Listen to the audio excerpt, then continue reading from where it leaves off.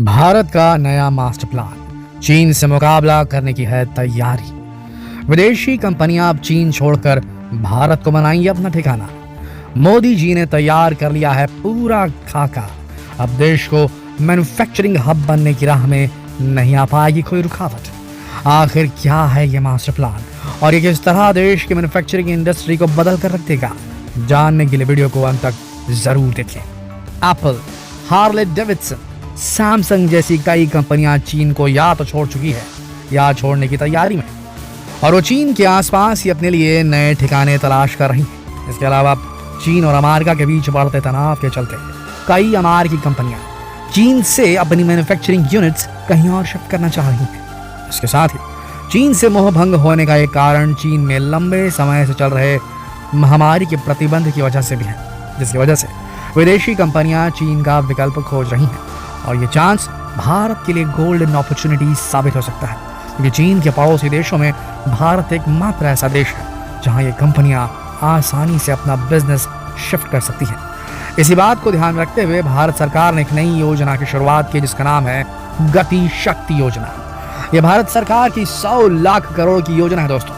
इस योजना के 3 मुख्य उद्देश्य हैं: कंपनियों को अपने माल के लिए एक अन्य मार्केट प्रोवाइड करवाना, सप्लाई चेन को आसान बनाना और उन्हें अपनी फैक्ट्रीज चीन से भारत शिफ्ट करने के लिए संभव मदद देना। अब देखते हैं कि ये प्लान आखिर काम कैसे करेगा। सरकार ने इस पूरी प्रोसेस को डिजिटल प्लेटफॉर्म के माध्यम से इम्प्लीमेंट करने की सोची है। ये पोर्टल 16 मंत्रालयों को आपस में जोड़ेगा। इस तरह से किसी भी तरह के इन्वेस्टमेंट के लिए वन टाइम सोल्यूशन बन जाएगा, क्योंकि आपको अलग अलग परमिशन लेने के लिए अलग अलग मंत्रालयों की चक्कर नहीं काटनी पड़ेगी, जिससे नई यूनिट लगाने में लगने वाला समय काफी कम हो जाएगा। विदेशी कंपनियां इसी पोर्टल पर अपने प्रोजेक्ट डिटेल दे सकेंगी, अपने प्रोजेक्ट्स की कुल लागत का अनुमान लगा सकेंगी और यहीं से उन्हें सरकार से सभी जरूरी परमिशन भी मिल जाएगी और तो और जल्दी से और आसानी से सर्टिफिकेशन भी मिल जाएगा। इस पोर्टल पर जो मंत्रालय साथ में आएंगे उनमें से कुछ खास मंत्रालय हैं, जैसे रेलवे मंत्रालय, सिविल एविएशन मंत्रालय, शिपिंग मंत्रालय, road and transport, petroleum, textile, food processing वगैरह वगैरह। और इस प्लेटफॉर्म की वजह से भारत सरकार की लोकल टू ग्लोबल योजना को भी फायदा मिलने वाला है। इस पोर्टल पर आपको अपने प्रोजेक्ट से रिलेटेड काफ़ी सारा डेटा मिल जाएगा, जिसके आधार पर आप अपनी आगे की स्ट्रैटेजी तैयार कर पाएंगे, जैसे कि प्रोजेक्ट की कॉस्ट, लेबर का खर्च, फैक्ट्रीज, मटीरियल, इन सभी के बारे में आपको जानकारी मिल जाएगी। यानी कि आपको डेटा कलेक्ट करने के लिए भटकना नहीं पड़ेगा। कुल मिलाकर आपको सभी जानकारी एक क्लिक पर अपने कंप्यूटर या मोबाइल पर मिल जाएगी। अब आप सोच रहे होंगे कि भारत को इस प्रोजेक्ट से क्या फ़ायदा मिलने वाला है और देश की मैन्युफैक्चरिंग इंडस्ट्री पर इसका क्या प्रभाव पड़ेगा। इस प्रोजेक्ट की वजह से बिजनेस में मिडिल मैन की भूमिका समाप्त हो जाएगी दोस्तों। जी हाँ, आपको हर काम के लिए दलाली और रिश्वत नहीं देनी पड़ेगी। आप खुद सीधे अपने कंप्यूटर या मोबाइल से सारे काम कर सकेंगे, वो भी बिना किसी दफ्तर के चक्कर काटे।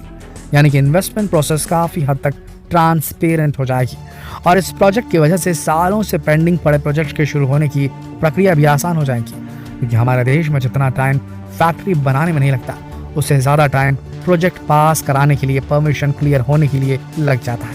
इसकी वजह से प्रोजेक्ट कॉस्ट लगातार बढ़ती चली जाती है और कई बार तो प्रोजेक्ट शुरू होने से पहले ही बंद हो जाया करते हैं।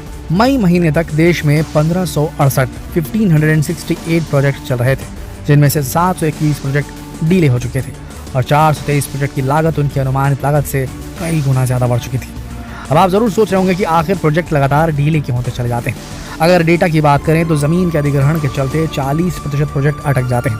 इसके बाद 35% प्रोजेक्ट क्लियरेंस के चलते अटक जाते हैं और 15% वेरिफिकेशन में होने वाली देरी की वजह से लेट हो जाते हैं। और इस सभी समस्या का एक ही समाधान है, गति शक्ति। इस प्रोसेस की वजह से पुराने पेंडिंग पड़े हुए प्रोजेक्ट्स को निपटाया जा सकेगा और नए प्रोजेक्ट्स को लाइन अप किया जा सकेगा। इस काम के लिए टेक्नोलॉजी की हेल्प ली जाएगी। बिजनेस संबंधी प्रोसेस को आसान बनाया जाएगा। गति शक्ति स्कीम से न केवल भारतीय कंपनियों को फायदा मिलेगा, बल्कि दूसरे देशों से आने वाली कंपनियों को भी इससे काफ़ी फायदा मिलेगा। अब उन्हें भारत में इन्वेस्टमेंट करने से पहले 100 बार सोचना नहीं पड़ेगा, क्योंकि उनकी कई सारी समस्याओं का समाधान इस एक स्कीम से हो जाएगा। यह इस प्रोजेक्ट की फर्स्ट स्टेज है। इसके बाद सेकंड स्टेज में मैन्युफैक्चरिंग प्रोसेस को और अधिक एडवांस किए जाने पर जोर दिया जाएगा। इसके साथ ही मैन्युफैक्चरिंग के रास्ते की एक बहुत बड़ी समस्या लॉजिस्टिक यानी कि माल भाड़ा की बढ़ती लागत से राहत दी जाएगी। इसके साथ ही कुशल कारीगरों की उपलब्धता को सुनिश्चित किया जाएगा। सुनने में तो ये सब काफ़ी इंटरेस्टिंग लग रहा होगा, लेकिन अब सवाल यह है कि इस प्रोजेक्ट से चीन से शिफ्ट होकर भारत आने में इंटरेस्टेड कंपनियों को क्या फ़ायदा मिलेगा और क्यों ये कंपनियां चीन की जगह भारत को चुनना पसंद करेंगी। देखिए, भारत की इस स्कीम की वजह से बिजनेस के रास्ते में आने वाली रुकावटें कम ज़रूर हो जाएंगी। इस वजह से इन्वेस्टर्स अट्रैक्ट होंगे। विदेशी इन्वेस्टर्स, सुनिएगा बात को जरा ध्यान से, वो भारत में अपनी फैक्ट्रीज लगाने के लिए तैयार होंगे। चीन के आसपास मौजूद देशों में जहां ये कंपनियां जा सकती हैं उनमें प्रमुख हैं मलेशिया, थाईलैंड, वियतनाम। अब ये जो देश हैं ये भारत के कंपटीटर मान के चलिए। जब चीन से बिजनेस बाहर भागेगा तो इन देशों में जाने वाला है। ऐसी स्थिति में भारत को अपने आप को एकदम फ्रेंडली एनवायरनमेंट, एक फ्रेंडली इकोसिस्टम देना होगा इन बाहर भागती कंपनियों के लिए, ताकि वो आकर भारत में ही डेरा बनाए, मलेशिया, थाईलैंड, वियतनाम न चला जाए।